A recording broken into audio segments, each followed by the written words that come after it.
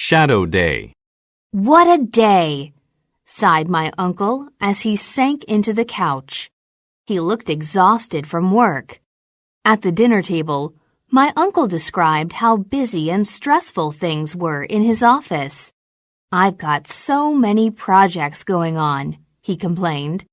Sounds like my life, I responded. It's really stressful for me too.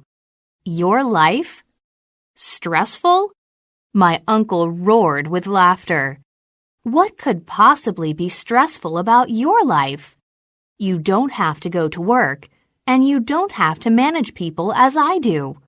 Yes, I do, I reminded him patiently. I do go to work every day. It's called school. Plus, I've got to deal with people every day, too.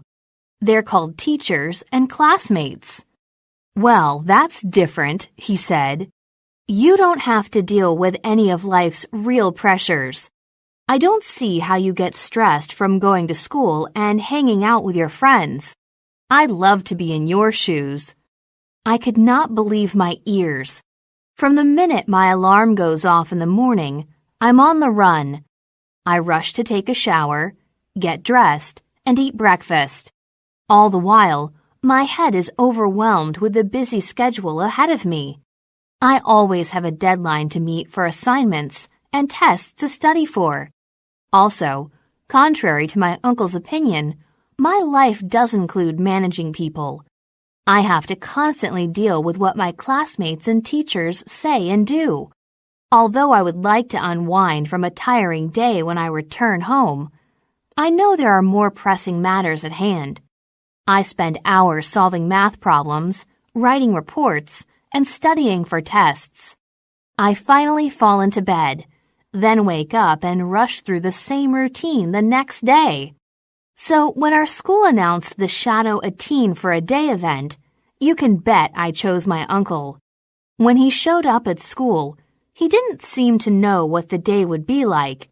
He was holding his smartphone in his right hand, just to return a few calls between classes, and a few business papers in his left hand, to read when there's nothing else to do. I could tell he had no idea of what my usual day was like, or what his day would be like. At first, my uncle seemed to enjoy being a student again.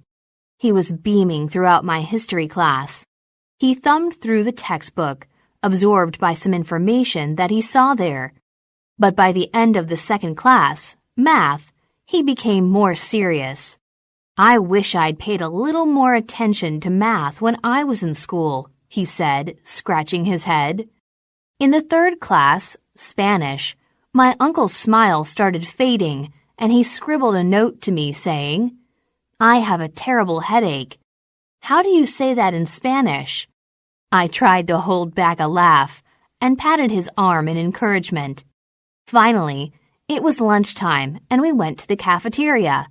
My uncle suddenly exclaimed, Why is that girl pointing at me and laughing? Maybe she thinks I'm not as smart as I look. I pulled him away and said, Relax, Uncle Bob. She laughs at everybody. She laughed at me once in math class when I had to solve a problem on paper because I couldn't work it out in my head. Oh, I guess that's her personality, said my uncle. Obviously, my uncle was embarrassed at lunch, but he was probably even more embarrassed when he returned to class afterwards. The teacher asked him to name the current Secretary General of the United Nations, and he couldn't think of the answer. Horrified, he whispered, I should have known that. I feel like a fool, especially when everyone is watching me. At the end of the school day, my uncle admitted that life as a teen is not as easy as he first thought. This has been one of the longest and most stressful days I've had, he commented, and then asked, Can I go now? Sure, I said to him. Thanks for coming, Uncle Bob. By the way, don't forget to do the homework you've been assigned. My uncle now sees the resemblance between my life and his, the stress of having a lot of work to do in a short amount of time. and having to deal with different types of people throughout the day. Thanks to Shadow a Teen for a Day, my uncle understands that life as a student is no walk in the park.